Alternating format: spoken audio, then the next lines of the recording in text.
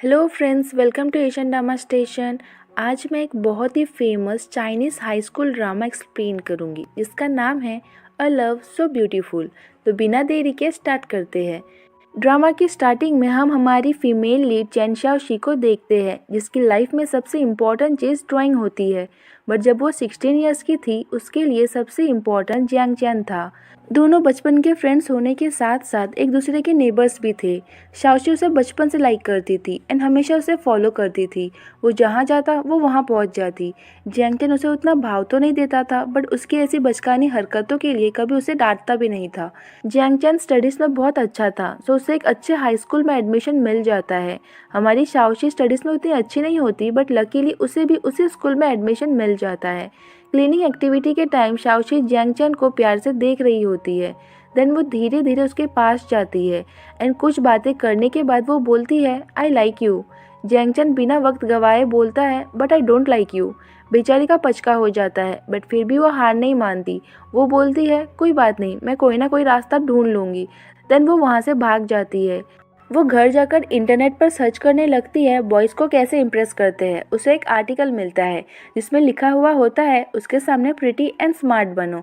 वो बोलती है मेरा फेस तो ऑलरेडी प्रिटी है, अब तो मुझे बस स्मार्ट बनना है। नेक्स्ट डे वो स्कूल आती है एंड यहाँ हम इस ड्रामे के एक और कैरेक्टर लू यांग से मिलते हैं जो कि शाओशी का फ्रेंड होता है एंड उसे नॉवेल्स पढ़ना पसंद होता है। मॉनिटर होमवर्क कलेक्ट करने लगती है एंड हमारी शाओशी होमवर्क करना भूल गई होती है सो वो जल्दी से लू यांग का होमवर्क कॉपी करने लगती है। जियांगचन को आता देख वो होमवर्क सबमिट कर देती है एंड बोलती है आज का होमवर्क इतना इजी था, मैंने तो एक झटके में कर लिया। वो ऐसा बोलती है क्योंकि उसे तो उसके सामने स्मार्ट बनना होता है बट जियांगचन उसके तरफ देखता तक नहीं है। सबको उनके इंग्लिश टेस्ट के पेपर मिलते हैं। शाओशी लास्ट आई होती है। टीचर उसे बहुत चिल्लाती है। टीचर के जाने के बाद शाओशी अपसेट होकर जियांगचन को देख रही होती है। बेचारी उसे इम्प्रेस करने चली थी बट उसका उल्टा ही हो गया। लू यांग सेकंड लास्ट आया होता है। वो बोलता है हम दोनों के मार्क्स तो सेम ही हैं, चलो हम दोनों ग्रुप बना लेते हैं, ड्रैगन ब्रदर टाइगर सिस्टर। ली वेई जो कि उन्हीं के क्लास की एक बहुत ही ब्यूटीफुल एंड स्मार्ट गर्ल होती है वो जियांगचन से स्टडीज़ में हेल्प मांगने आती है एंड सबसे इम्पॉर्टेंट बात ये भी हमारे जियांगचन को लाइक करती है, मतलब ये हमारी शाओशी की लव राइवल है। शाओशी ये सब देखकर जेलस होती है एंड अपसेट होकर जाने लगती है बट वो एक बार जियांगचन की तरफ देखती है। पता नहीं क्यों बट जियांगचन भी उसे ही देख रहा होता है। शाओशी का स्मार्ट एंड प्रिटी बनना तो काम नहीं आता तो वो फिर से इंटरनेट पर वही वाला आर्टिकल का सेकंड पॉइंट देखती है जिसमें लिखा हुआ होता है उसकी केयर करो एंड उसके लिए ब्रेकफास्ट लेकर जाओ। सो नेक्स्ट मॉर्निंग वो जल्दी से उठकर उसके लिए ब्रेकफास्ट बनाती है बट वो रिजेक्ट करके चला जाता है। वो हार नहीं मानती। नेक्स्ट मॉर्निंग फिर से ब्रेकफास्ट लेकर आती है। तभी उसे पता चलता है कि वो पहले ही जा चुका है। सो नेक्स्ट मॉर्निंग वो सुबह 6 बजे आ जाती है एंड उसका वेट करने लगती है बट तभी उसकी आँख लग जाती है। जियांगचन उसे देखता है एंड वहाँ से चला जाता है। ब्रेकफास्ट वाला प्लान भी काम नहीं करता। वो बाकी के पॉइंट्स देखती है जिसमें लिखा हुआ होता है अपने लव को एक्सप्रेस करो। तो अब वो डिसाइड करती है कि वो जियांगचन के लिए लव लेटर लिखेगी बट उसे तो कोई एक्सपीरियंस नहीं होता। सो लू यांग उसे हेल्प ऑफर करता है बट इसके बदले शाओशी को लू यांग का लव लेटर एक सीनियर को देना होगा। शाओशी मान जाती है। स्कूल के बाद ली वेई जियांगचन से उसका एड्रेस पूछती है। वो बोलता है मेरा घर शाओशी के घर के पास ही है। शाओशी जब दोनों को साथ देखती है जल्दी से बीच में आकर खड़ी हो जाती है एंड बोलती है तुम्हारा घर तो इस तरफ नहीं है ना। तो ली वेई को जाना पड़ता है। देन वो जियांगचन को अपने लव लेटर के कुछ लाइन सुनाने लगती है। जियांगचन अपनी साइकिल रोककर बोलता है सॉन्ग लिरिक्स मेमोराइज करना बंद करो एंड अपनी स्टडीज़ पर ध्यान दो। बेचारी शाओशी जल्दी से लेटर ओपन करके देखती है। हाँ यार, ये तो पूरा सॉन्ग लिरिक्स है, मतलब लू यांग ने उसे 2-3 लव सॉन्ग के लिरिक्स मिक्स करके बोल दिए होते हैं। घर जाकर वो अपनी एक दूसरी फ्रेंड से एक और लव लेटर लिखवाती है एंड नेक्स्ट डे स्कूल आकर वही प्रैक्टिस करने लगती है बट वो लव लेटर कम धमकी वाली लेटर ज़्यादा लग रही होती है। वो प्रैक्टिस कर रही होती है तभी एक न्यू स्टूडेंट आता है जिसका नाम वोबो सॉन्ग होता है। वो एक नेशनल स्विमर होता है एंड इस ड्रामे का सेकेंड लीड भी होता है। वो शाओशी से पूछता है तुम कोई माफिया हो क्या। वो बोलती है हाँ हूँ, कोई प्रॉब्लम। वो शाओशी की क्यूट हरकतों से इम्प्रेस होता है एंड उसे बॉस बोलना स्टार्ट कर देता है।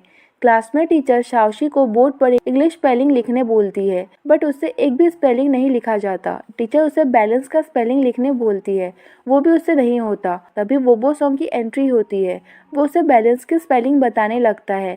टीचर उसे भी स्पेलिंग लिखने बोलती है। वो शाओशी को बोलता है बॉस अब सब तुम पर है, तुम ही मुझे बचा सकती हो। टीचर बोलती है तुमसे भी एक स्पेलिंग लिखा नहीं जा रहा तो तुमने बैलेंस की स्पेलिंग कैसे बताई।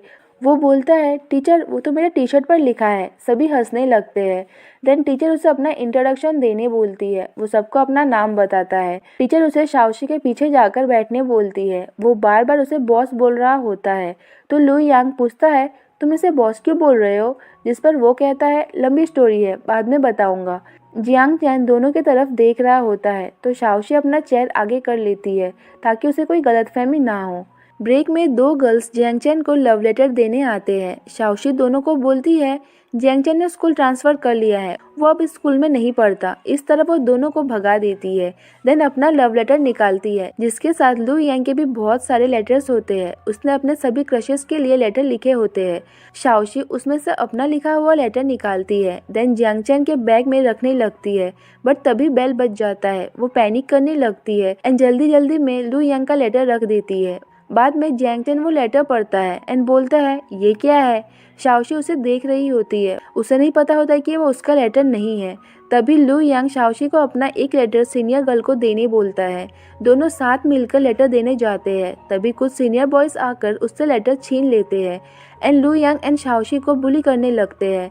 शाओशी का एक क्लास में जाकर सबको इन्फॉर्म करता है कि कुछ सीनियर शाओशी एंड लू यांग को बुली कर रहे हैं। ये सुनकर लिन जिंग जल्दी से बाहर आती है एंड हमारे दोनों क्यूटीज के लिए स्टैंड लेती है एंड अकेले ही सभी सीनियर्स से लड़ने लगती है। तभी वोबो सॉन्ग भी आता है एंड उन्हें धमकाने लगता है।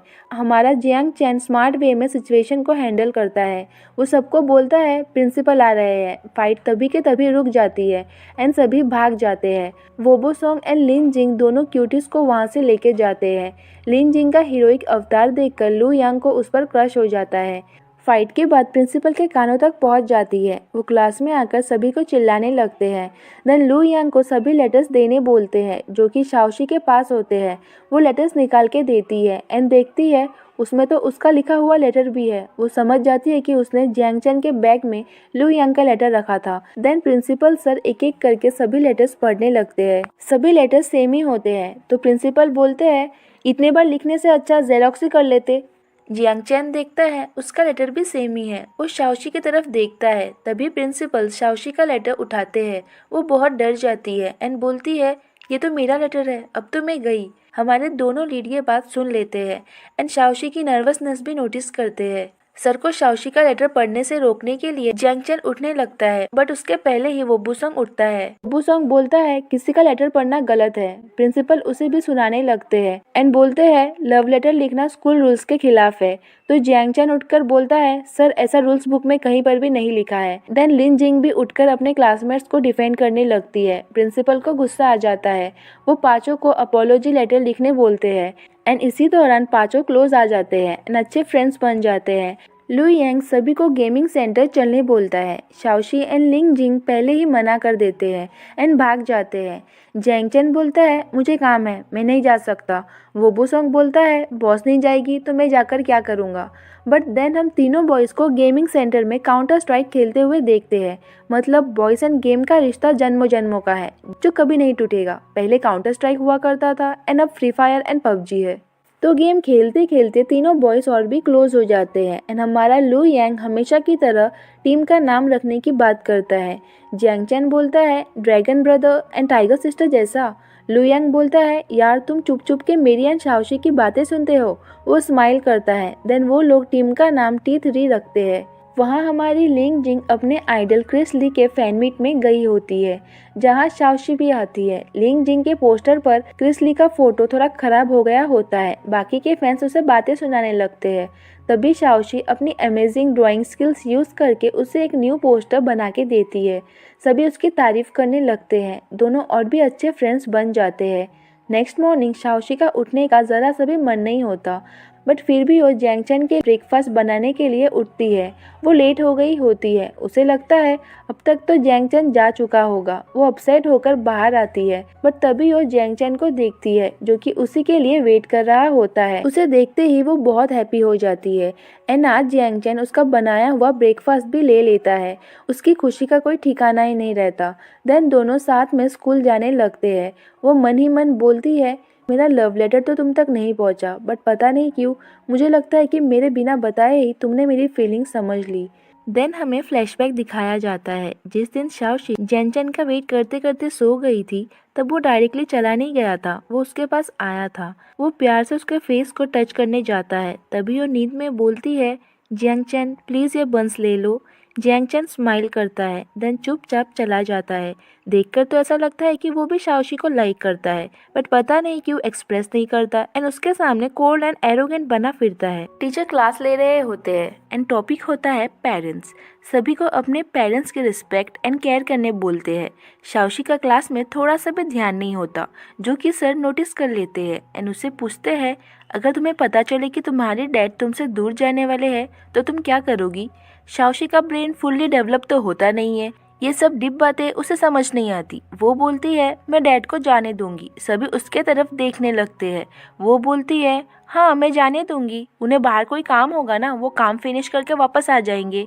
सर भी समझ जाते हैं कि उसे ये सब बातें नहीं समझ आएगा, तो सर उसे बिठा देते हैं। देन शाओशी नोटिस करती है कि जियांगचैन आज कुछ ज्यादा ही चुपचाप है। ब्रेक में वो ये बात लिंग जिंग को बोलती है, जिस पर वो बोलती है, इसमें क्या नई बात है, वो तो हमेशा ही चुपचाप रहता है, दिन में सिर्फ 2-3 वर्ड ही तो बोलता है। लंच के वक्त शाओशी उससे अपसेट होने का रीजन पूछने जाती ही है। तभी लू यांग सभी को अपनी शादी में इनवाइट करता है। रियल शादी नहीं, हाँ गेमिंग वर्ल्ड में शादी। न्यू वाइफ मिलने वाली होती है, सो वो बहुत एक्साइटेड होता है। जियांगचैन एंड वोबो सॉन्ग जाने से मना कर देते हैं, तो वो बोलता है, तुम दोनों ऐसा नहीं कर सकते, तुम मेरे फ्रेंड्स हो, और अगर तुम ही मेरी शादी में नहीं जाओगे तो कैसे चलेगा। हाँ, और एक बात, मैं तुम दोनों को भी एक एक न्यू वाइफ दूंगा, तो अब चलोगे ना। फिर भी दोनों मना कर देते हैं। जियांगचैन को भी वाइफ मिलेगी, ये सुनकर शाओशी थोड़ी जेलस होती है। देन क्लास के बाद वो लोग घर जाने लगते हैं, बट लू यांग जबरदस्ती उन्हें गेमिंग सेंटर लेकर जाता है। शाओशी बहुत क्यूरियस होती है कि आखिर ये लोग करने क्या वाले हैं एंड क्या सच में जियांगचैन को न्यू वाइफ मिलेगी। ये चेक करने के लिए वो लिंग जिंग के साथ उनके पीछे जाती है। देन लू यांग की शादी स्टार्ट होती है, बट उसका ध्यान हमारे लिंग जिंग पर ज्यादा होता है। देन शाओशी उससे पूछती है, अब क्या इन दोनों को भी वाइफ मिलेगी। लू यांग बोलता है, नहीं, वोबो सॉन्ग अब तक उस लेवल तक पहुंचा नहीं है एंड जियांगचैन सिंगल रहना ज्यादा पसंद करता है। ये सुनकर हमारी शाओशी हैप्पी होती है। देन वो अपना सोशल मीडिया अकाउंट ओपन करती है सबके पोस्ट देखने के लिए। तभी वो अपना एक नोट देखती है एंड उसे याद आता है कि कुछ दिन बाद जियांगचैन के डैड की डेथ एनिवर्सरी है, तो वो जियांगचैन के चुपचाप रहने का रीज़न समझ जाती है। तभी प्रिंसिपल सर स्टूडेंट्स को ढूंढते हुए वहीं आते हैं। वो लोग जल्दी से भागने लगते हैं। शाओशी को पता चलता है कि उसकी साइकिल चोरी हो गई है। वोबू सॉन्ग उसे अपने पीछे बैठने बोलता है। रास्ते में उनकी साइकिल किसी से टकरा जाती है एंड दोनों गिर जाते हैं। वोबू सॉन्ग का शोल्डर इंजर्ड हो जाता है, जो कि सीरियस ही होता है, बट वो किसी को भी पता लगने नहीं देता। शाओशी को अपनी साइकिल चोरी होने का कोई गम नहीं होता। वो मन ही मन सोच रही होती है, साइकिल गई ठीक ही हुआ, अब तो मैं जियांगचैन के साथ स्कूल जा पाऊंगी। मन में यही आशा लेकर नेक्स्ट डे वो स्कूल के लिए निकलती है, बट देन देखती है कि जियांगचैन पहले ही जा चुका है। उसे लेट हो रहा था, सो बेचारी भाग भाग के स्कूल जाने लगती है।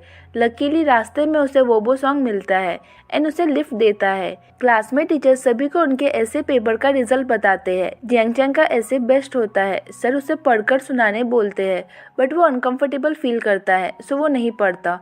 तो सर किसी और को पढ़ने बोलते हैं। शाओशी शर्माते हुए हाथ उठाती है। देन वो लेटर पढ़ने लगती है। उसने अपने एंड अपने डैड के रिलेशनशिप के बारे में लिखा होता है, जो कि बहुत ही इमोशनल होता है। शाओशी बार बार उसके तरफ देख रही होती है। वो बहुत ही अपसेट लग रहा होता है। स्कूल के बाद दोनों साथ घर जाने लगते हैं। तभी शाओशी उसे अपने घर डिनर पर इनवाइट करती है, बट वो मना कर देता है। देन वो उसे अपनी साइकिल की कीज देता है एंड उसे घर जाने बोलता है। वो अपने डैड को बहुत मिस कर रहा होता है, सो वो वही प्लेस पर जाता है जहाँ वो डैड के साथ नूडल्स खाने जाया करता था, बट वो अंदर नहीं जाता। वहीं से डैड के साथ बिताए हुए मोमेंट्स को याद करता है। नेक्स्ट डे वोबो सॉन्ग का स्विमिंग कंपटीशन होता है। उसने शाओशी को इनवाइट किया होता है। उसके कोच, जो कि उसके डैड ही होते हैं, एंड मीडिया के लोग यही एक्सपेक्ट कर रहे थे कि वही फर्स्ट आएगा, क्योंकि वही हमेशा फर्स्ट आता था।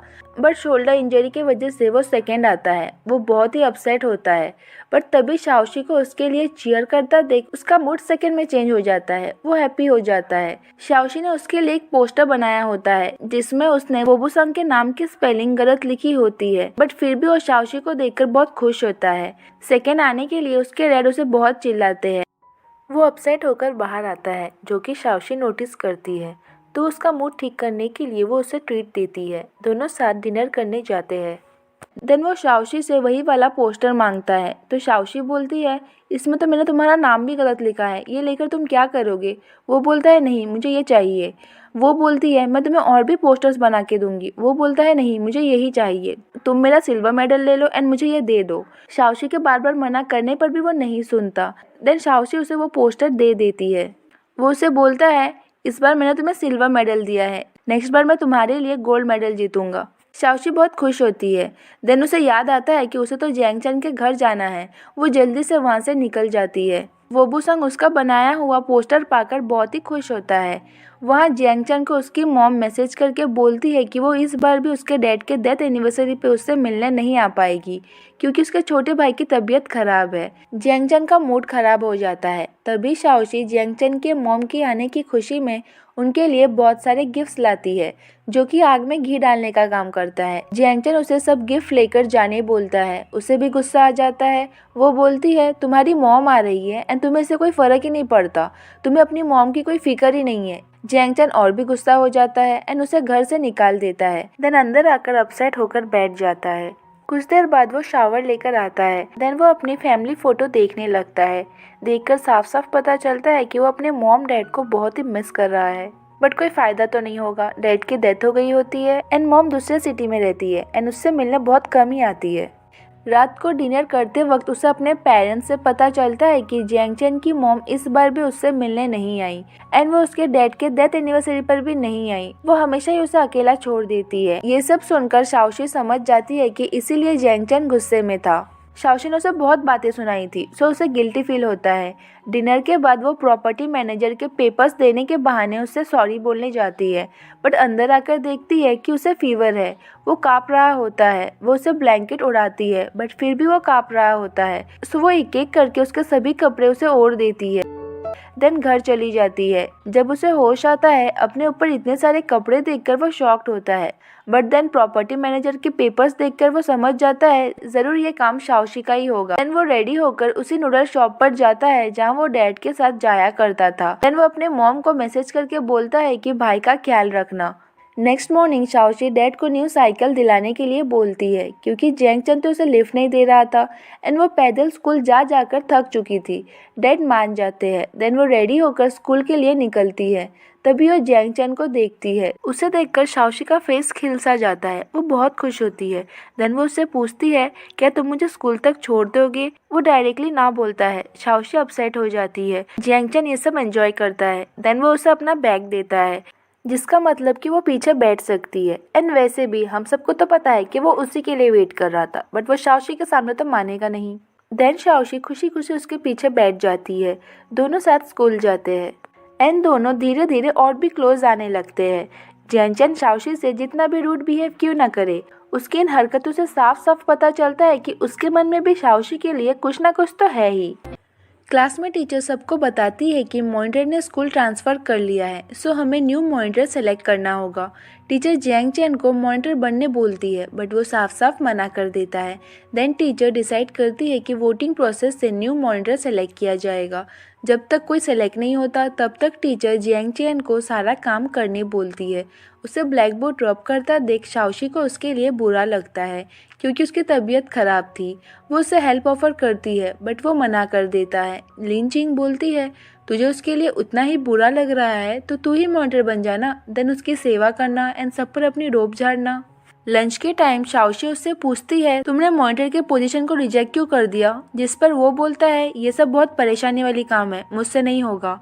तो लुयांग बोलता है, जियांग चैन ने सही कहा, ये परेशानी वाली काम तो है, तुम जैसे स्टूडेंट्स को संभालना इजी थोड़ी ना है। तीनों उसे गुस्से से देखने लगते हैं। What do you mean by तुम जैसे स्टूडेंट्स? वो बोलता है, अरे मैं मेरी बात भी तो कर रहा हूँ, मैं भी कितना बदमाश स्टूडेंट हूँ, पढ़ाई वढ़ाई छोड़कर बस नॉवेल्स पढ़ता रहता हूँ। सभी हंसने लगते हैं। तभी वहाँ ली वेई आती है। वो भी मॉनिटर के पोजीशन के लिए खड़ी होने वाली थी। सो वो अपना इलेक्शन स्पीच जियांग चैन को चेक करने बोलती है एंड जियांग चैन भी उसे कुछ ज़्यादा ही भाव देता है। वो बोलता है ओके यहाँ पर रख कर जाओ, मैं चेक कर दूंगा। उसके जाने के बाद लू यांग बोलता है क्या बात है, तू उसकी हेल्प करने के लिए मान कैसे गया, तुम्हारे बीच कुछ है क्या। ये सुनकर हमारी शाओशी जेलस होती है एंड वो भी मॉनिटर के पोजीशन के लिए खड़ी होने का डिसाइड करती है। लू यांग बोलता है तुम मॉनिटर बनोगी। वो बोलती है हाँ, क्यों, कोई प्रॉब्लम है क्या। वो हंसने लगता है। वोबू सॉन्ग एंड लिन जिंग से शाओशी की इंसल्ट देखी नहीं जाती। वो दोनों उसे गुस्से से देखने लगते हैं तो लू यांग की हवा टाइट हो जाती है। वो बोलता है तुम मॉनिटर जरूर बनोगी। देन शाओशी इलेक्शन के लिए अपना नाम लिखवाती है एंड ये बात जियांग चैन को थोड़ी अच्छी नहीं लगती। नेक्स्ट डे वो अपना स्पीच प्रैक्टिस करने लगती है जो कि उससे बिल्कुल भी याद नहीं हो रहा था। तभी वोबू सॉन्ग उसे हेल्प करता है। जियांग चैन टीचर के किसी काम से बाहर गया होता है। तभी इलेक्शन स्टार्ट होता है। सभी कैंडिडेट स्पीच देने लगते हैं। सबको पता है कि शाओशी स्टडीज में बिल्कुल भी अच्छी नहीं है, हमेशा लास्ट आती है एंड वो इलेक्शन के लिए खड़ी है। ये देखकर सभी हंसने लगते हैं। लिन जिंग सभी को धमका के चुप करा देती है। देन शाओशी अपना स्पीच देना स्टार्ट करती है जो कि सभी को अच्छा लगता है। देन वोटिंग स्टार्ट होता है जिसमें हमारी शाओशी को 15 वोट्स एंड ली वेई को 14 वोट्स मिले होते हैं, मतलब कि हमारी शाओशी जीत जाती है। तभी जियांग चैन आता है। टीचर उससे उसका वोट पूछती है। सभी को लग रहा होता है वो तो शाओशी को ही वोट देगा। वो शाओशी की तरफ एक बार देखता है, देन ली वेई का नाम लेता है एंड अपने सीट पर जाकर बैठ जाता है। शाओशी बहुत ही हर्ट होती है एंड अपने क्रश का वोट पाकर ली वेई बहुत ही खुश होती है एंड हमारे बाकी के तीनों फ्रेंड्स को जियांग चैन पर बहुत गुस्सा आता है। अब दोनों के बीच टाई हो गया होता है। सो टीचर दोनों को 1 वीक का टाइम देती है। दोनों को एक्टिविटी फीस कलेक्ट करने का टास्क दिया जाता है। जो अच्छे से टास्क कंप्लीट करेगा वो ही मॉनिटर बनेगा। ब्रेक में ली वेई एंड उसकी फ्रेंड जबरदस्ती का जियांग चैन से बात करने लगती है। ली वेई की फ्रेंड बोलती है तुमने मॉनिटर बनने से मना क्यों कर दिया, तुम्हें बनना चाहिए था। तुम मॉनिटर एंड ली वेई वाइस मॉनिटर बनते तो कितना अच्छा होता। शाओशी ये सब सुन लेती है। पीछे से वोबू सॉन्ग भी कब से ये सब सुन रहा होता है। वो तीनों को गुस्से से घूर रहा होता है। शाओशी को देखकर ली वेई की फ्रेंड बोलती है अच्छा हुआ कि तुमने ली वेई को वोट दिया, तुम्हें भी अच्छे से पता है कि कौन मॉनिटर बनने लायक है। ये सुनकर जियांग चैन को अच्छा नहीं लगता बट वो कुछ बोलता नहीं है। लिन जिंग से और कंट्रोल नहीं होता, वो लड़ने वाली होती ही है। तभी वोबू सॉन्ग आकर उसे रोकता है एंड शाओशी को डिफेंड करने लगता है। जियांग चैन वहाँ से उठकर जाने लगता है। तभी वोबू सॉन्ग उससे डायरेक्टली पूछता है तुमने शाओशी को वोट क्यों नहीं दिया। उसके पीछे लिन जिंग एंड देन शाओशी भी यही पूछते हैं। वो बोलता है वो इस पोजीशन के लिए फिट नहीं है। देन वो जाने लगता है। शाओशी रोते रोते उसके पीछे जाती है। वो पूछती है तुम्हें मैं इस पोजीशन के लिए फिट क्यों नहीं लगती। वो बोलता है बस नहीं लगती। शाओशी पूछती है तो ली वेई कैसे फिट है। वो बोलता है वो तुमसे बेटर है। शाओशी को गुस्सा आता है। वो उसे जोर का किक मारती है। वो बोलता है पागल हो क्या तुम। शाओशी डर के वहाँ से भाग जाती है। किक मारने के बाद उसे खुद ही गिल्टी फील होता है। वो जियांग चैन को फेस ही नहीं कर पा रही थी बट देन जैसे तैसे वो उसे एक्टिविटी फीस कलेक्ट करने जाती है। वो पैसे देता है। तभी ली वेई आती है। उससे हमेशा कोई ना कोई प्रॉब्लम तो होता ही है। वो बोलती है तुम्हारी हैंडराइटिंग कितनी अच्छी है और मेरी कितनी बेकार है। जियांग चैन एक बार शाओशी की तरफ देखता है। देन वो ली वेई को बोलता है मैं तुम्हें एक बुक रिकमेंड करूंगा, उससे प्रैक्टिस करना। शाओशी बहुत जेलस होती है एंड उसके बाकी के पैसे वही रख कर चली जाती है। देन वो सभी पैसे एक पेपर में रैप करके होमवर्क बुक में रख देती है। ब्रेक के बाद वो पैसे चेक करती है बट उसे पैसे नहीं मिलते, उसने खो दिए होते हैं। वो एंड लिन जिंग पैनिक करने लगते हैं जो कि जियांग चैन एंड वोबू सॉन्ग नोटिस करते हैं। शाओशी एंड लिन जिंग वॉशरूम की तरफ भागते हैं। वोबू सॉन्ग पीछे जाता है। उसे लगता है कि शाओशी को स्टमक पेन हो रहा है। सो वो खुद के स्टमक पेन के बहाने स्कूल डॉक्टर से मेडिसिन लेने जाता है। डॉक्टर समझ जाते हैं कि ये झूठ बोल रहा है। वो बोलते हैं गर्ल्स एंड बॉयज के स्टमक पेन में फ़र्क होता है, मेडिसिन अलग होते हैं। वोबू सॉन्ग को मानना पड़ता है कि वो लड़की के लिए ही मेडिसिन लेने आया है। डॉक्टर उसे मेडिसिन देते हैं। वो जल्दी से मेडिसिन लेकर चला जाता है। शाओशी एंड लिन जिंग की हरकतें देखकर जियांग चैन को दोनों पर शक होने लगता है। वहाँ वोबू सॉन्ग शाओशी को मेडिसिन देकर चला जाता है। तभी वहाँ जियांग चैन आता है। शाओशी उसे देखकर नॉर्मल रिएक्ट करने की कोशिश करती है। वो ऊपर जा रहा होता है बट तभी रुककर पूछता है तुमने पैसे घुमा दिए है क्या। शाओशी जल्दी से बोलती है नहीं तो। वो जाने लगता है तो शाओशी उसका पैर पकड़ लेती है एंड बोलती है हाँ मैंने घुमा दिए, प्लीज़ मुझे हेल्प करो। वो बोलता है मैं क्यों हेल्प करूँ। वो बोलती है मैं जब मॉनिटर बन जाऊंगी मैं तुम्हें ज्यादा इंपॉर्टेंस दूंगी। जियांग चैन उसके पास आकर बैठ जाता है एंड देन दोनों मिलकर पता लगाने की कोशिश करते हैं कि शाओशी ने लास्ट टाइम पैसे कहाँ देखे थे। तभी शाओशी को याद आता है कि उसने तो फीस को होमवर्क बुक में रखा था जो कि उसने सर को सबमिट कर दिया होता है। अब तो उसे पता चल गया होता है कि फीस कहाँ है, तो इतनी हेल्प करके जियांग चैन वहाँ से जाने लगता है। तभी शाओशी बोलती है प्लीज सर से बुक वापस लाने में हेल्प करो, वो सर बहुत खड़ूस है। वो शाओशी को अपने पास बुलाता है, वो हैप्पीली आ जाती है। वो बोलता है तुम तो किक मारने में बहुत एक्सपर्ट हो ना, तो सर को भी किक मार देना। देन वो स्माइल करते हुए वहाँ से चला जाता है। शाओशी हिम्मत करके टीचर्स रूम में जाती है बट सर को एक स्टूडेंट को बुरी तरह से डांटता देख वो बहुत डर जाती है एंड क्लास में वापस आ जाती है। थोड़ी देर बाद वो स्टमक पेन के बहाने से बाहर जाती है। उसके पीछे लिंग जिंग जाती है।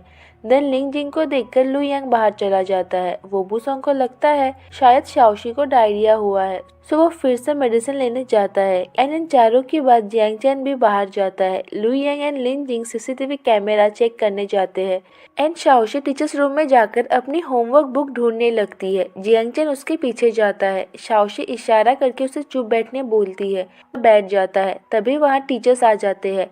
जियांग चैन सामने खड़े होकर शाओशी को कवर करने लगता है। देन टीचर पूछती है तुम दोनों यहाँ क्या कर रहे हो। जियांग चैन के पास तो अच्छा बहाना होता है, उसे सर ने रिपोर्ट बनाने बुलाया होता है, सो वो सर के पास जाकर रिपोर्ट के बारे में बातें करने लगता है। टीचर शाओशी से पूछती है। जियांग चैन उसके तरफ देखता है। शाओशी पहले तो डर जाती है बट देन ड्रामा करते हुए बोलती है टीचर ये मॉनिटर की पोजीशन बड़े ही जिम्मेदारी वाली पोजीशन है। जब से मुझे मॉनिटर का पोजीशन मिला है मुझे फील हुआ कि मेरे हाथ में एक बहुत बड़ी पावर आ गई है।